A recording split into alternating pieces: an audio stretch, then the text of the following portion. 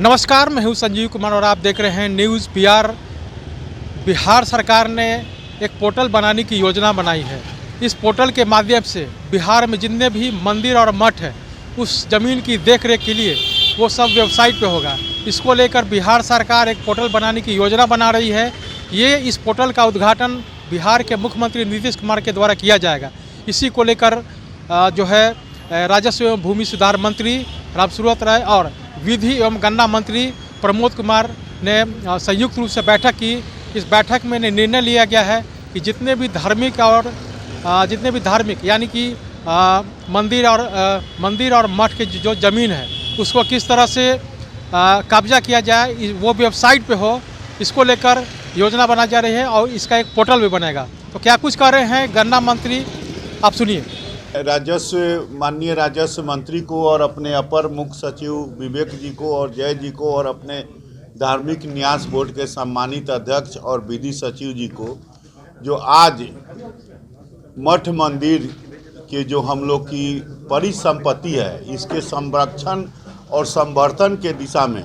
लगभग 38 जिला में 36 जिला में हम लोग 30,000 एकड़ ज़मीन चिन्हित किए हैं, जो वहाँ के कलेक्टर, अंचल अधिकारी, LRDC, SDO के माध्यम से बाज़ाब्ते प्रोसीडिंग तैयार कर दी गई है, जिसकी एक प्रतिलिपि हमने सबों के सामने रखा है, हमारे विभाग के द्वारा रखा गया है। और इस प्रॉपर्टी को सरकारी प्रॉपर्टी, नेशनल प्रॉपर्टी के रूप में इसको दर्ज किया जाए।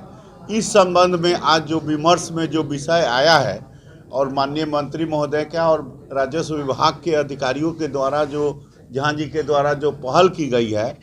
तो निश्चित तौर पर हम अपने न्यास बोर्ड के सम्मानित अध्यक्ष जी और बोर्ड के बैठक कर इसके विधि संगत क्या पहलू होगा उसको राजस्व विभाग के माध्यम से, उसको कैबिनेट के माध्यम से रूल बनाकर और इसको चुस्त दुरुस्त करना है। और साथ ही हम लोग पोर्टल जो लॉन्च करेंगे माननीय मुख्यमंत्री महोदय के द्वारा, उसके माध्यम से पूरे राज्य भर के जो न्यास बोर्ड की परिसंपत्ति है वो हर जनता इस नेशनल प्रॉपर्टी को देखता रहेगा, ताकि कोई इसके जो अतिक्रमित किया है या अवैध इसको सेल्डिट करके कब्जा किया है उसको भी वापसी के दिशा में हम लोग पहल कर सके। इसके लिए आज बहुत महत्वपूर्ण अपने राजस्व विभाग के माननीय मंत्री जी के नेतृत्व में जो बैठक हुई है, इसके लिए हम राजस्व विभाग को प्रति आभार प्रकट करना चाहेंगे और धन्यवाद देना चाहेंगे कि धार्मिक न्यास बोर्ड के परिसंपत्ति का संरक्षण संवर्धन नीति को और आगे बढ़ाने की दिशा में ऑनरेबल सुप्रीम कोर्ट के जो न्यायाधीश है उसको भी राज्यादेश में परिणत करने के दिशा में जो पहल हो रही है, इसके लिए धन्यवाद।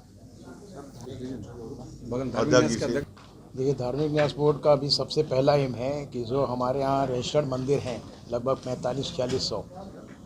उनके लैंड को आइडेंटिफाई करना हम लोग का पहला प्रयास है। और इसलिए डिफरेंट कमिश्नरी में हम लोगों ने मीटिंग में की माननीय मंत्री जी के महोदय के अध्यक्षता में। और आज भी हम मीटिंग का मेन मकसद यही था कि जो हमारे निबंधित मंदिर हैं विभिन्न जिलों में, उनकी एक्यूरेट लैंड अभी एट प्रेजेंट कितनी है और कितनी पहले थी, क्योंकि बहुत सी लैंड इंक्रोच हो गई है, सेल हो गई है। तो जब ये फिगर हम लोगों को मिल जाएगा तो हम लोग अभी जो बची हुई लैंड उसको सबसे पहले सुरक्षा करने की दृष्टि है, और तब उसके बाद जो लैंड इंक्रोच हो गई है, लोगों ने परचेज कर ली, उनके खिलाफ एक कार्रवाई करने के लिए हम लोग आगे प्रसर हुए। और आज जैसे डिसाइड किया गया कि जितनी भी धार्मिक न्यास की लैंड है, क्योंकि पब्लिक ट्रस्ट होता है, तो पब्लिक ट्रस्ट है तो पब्लिक प्रॉपर्टी हो गई वो, तो उसको भी हम लोग पब्लिक इंक्रोचमेंट एक्ट के तहत किसी निशन में इसको लाने के लिए अब बोर्ड की एक बैठक करके एक प्रस्ताव पास करके भेजेंगे रेवेन्यू डिपार्टमेंट में कि धार्मिक न्यास परिषद की भी जो ज़मीन है उसको भी पब्लिक लैंड के रूप में माना जाए, जिससे कि उसका फ़ायदा क्या होगा कि ज़िले के जो हमारे अधिकारी हैं वो इंक्रोचमेंट की प्रोसीडिंग वहाँ इनिशिएट कर सकेंगे। अभी तक क्या हो रहा था, इंक्रोचमेंट के लिए हमारे जो कोई केसेस आते थे वो पटना में ही दाखिल होते थे ट्रिब्यूनल में।